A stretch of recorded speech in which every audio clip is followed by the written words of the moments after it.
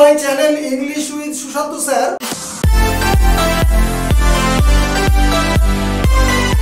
সকলের রিকোয়েস্টে subject verb এগ্রিমেন্টের উপর আরও একটি ইম্পর্টেন্ট ক্লাস নিয়ে আসলাম।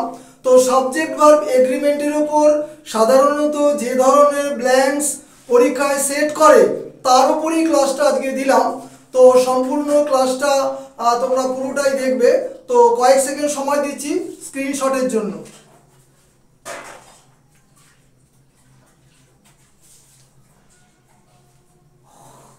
চলো ক্লাসটা শুরু করি। তো ক্লাস শুরু করার আগে দেখে নাও, সাবজেক্ট এসএন হলে ভার্বও এসএন হবে। SN means singular number. Subject PN হলে ভার্বও পিএন হবে। PN means plural number. এবং টপিকটা স্পেশাল ব্ল্যাঙ্কস থাম্বনেলে দেওয়া আছে ডব্লিউবিপি কেপি কনস্টেবল, কিন্তু যে কোনো এক্সামেই ভেরি ভেরি ইম্পর্টেন্ট টপিক এবং অবশ্যই স্কোরিং পার্ট, এবং সবচেয়ে বেশি সংখ্যক কোশ্চেন সেট হয় এই টপিকের ওপর। পুরো ক্লাসটা দেখবে। চলো, 2 kilos of tea dash 600 rupees। ইংরেজিতে কিছু নাউন, প্লুরাল নাউন আছে যেগুলো দূরত্ব, পরিমাপ, সময় ইত্যাদি প্রকাশ করে, এবং এই সমস্ত প্লুরাল নাউনের আগে যদি ডিজিট থাকে মানে সংখ্যা থাকে তাহলে সেটি কিন্তু একটা ইউনিট হিসাবে কাজ করে। তাহলে 2 কিলোস একটা ইউনিট হিসাবে কাজ করছে। তাহলে 2 কিলোস অফ টি যখন ইউনিট হিসাবে কাজ করে সেটি সিঙ্গুলার নাম্বার। তাহলে এখানে verb cost, cost, costing, costed. তাহলে আনসার হবে আমার কস্ট, কারণ V1 এর সাথে এস বা ইএস যুক্ত হবে যদি আমার সাবজেক্টটা থার্ড পারসন সিঙ্গুলার নাম্বার হয়। সবাই জানি, টেন্সের ক্লাসে আমি বলেছি। Number 2, none of the students. এর আগেও বলেছি none of, one of, either of, neither of, এরকম যখন সেন্টেন্স স্ট্রাকচার হবে তখন সেই শব্দগুলো অর্থাৎ নান, ইদার, নিদার বা ওয়ান এগুলো অবভিয়াসলি সিঙ্গুলার নাম্বার হিসাবে কাজ করে। তাই এদের পরে নিকটবর্তী নাউনটা কিন্তু প্লুরাল হবে কিন্তু ভার্বটা সিঙ্গুলার হবে, কারণ নান, ওয়ান, ইদার, নিদার এগুলোকে দেখে কিন্তু ভার্ব হয়। তাহলে এখানে দেখো অ্যারাইভড V3 তে আছে, তাহলে প্রেজেন্ট পারফেক্ট টেন্সের সেন্স বোঝাচ্ছে। তা আমার আনসার আসবে হ্যাজ, কখনোই ইজ নয়।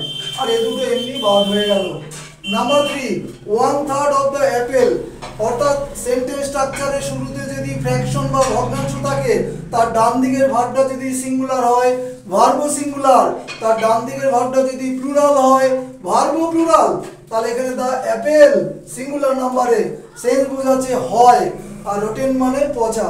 তাহলে হয় ইংরেজি ইজ এবং আর দুটোই হয়, তাহলে এটা সিঙ্গুলার নাম্বার, এই জন্য আনসার আসবে ইজ। নাম্বার 4, 2 এবং 4 সেম। ওয়ান অফ সেম নিয়ম। মাই ব্রাদার্স, আমার ভাইদের মধ্যে একজন। কজন? একজন। হয় একজন অমুক, তাহলে হয় ইংরেজি এখানে is, IAS officer. Number 5, physics, mathematics, economics, statistics এই ধরনের যে সাবজেক্টগুলো শেষে অর্থাৎ ওয়ার্ডগুলো শেষে দেখবে একটা করে এস থাকে, তো তোমরা হয়তো ভাবো প্লুরাল নাম্বার, এগুলো এক একটা সাবজেক্ট বা বিষয় হিসাবে কাজ করে, তাহলে অবশ্যই সিঙ্গুলার নাম্বার ধরা হয়। তাহলে ফিজিক্স হয় আমার ফেভারিট সাবজেক্ট, তাহলে হয় ইংরেজি ইজ।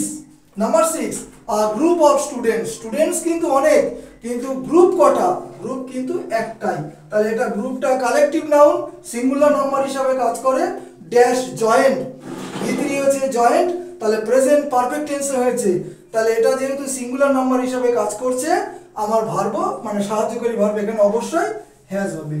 এটা হচ্ছে মূল ভার্ব, ভার্বের থার্ড ফর্ম হয়েছে প্রেজেন্ট পারফেক্ট টেন্সে।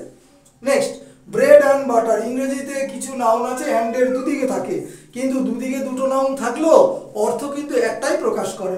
তাহলে ব্রেড অ্যান্ড বাটার অর্থ হচ্ছে একটাই, তাহলে হয় আমার ফেভারিট ব্রেকফাস্ট, এখানে হয় ইংরেজি ইজ। লাস্ট, মাই ফ্রেন্ড, আমার বন্ধু। বন্ধুটা কি? ফিলোসফার এবং গাইড, আমার পথপ্রদর্শক, আমার দার্শনিক সবই আমার বন্ধু, তাহলে এখানে বন্ধুটা অবভিয়াসলি সিঙ্গুলার নাম্বার। এবার এখানে কি আছে? ডে, ডায়েট নয়।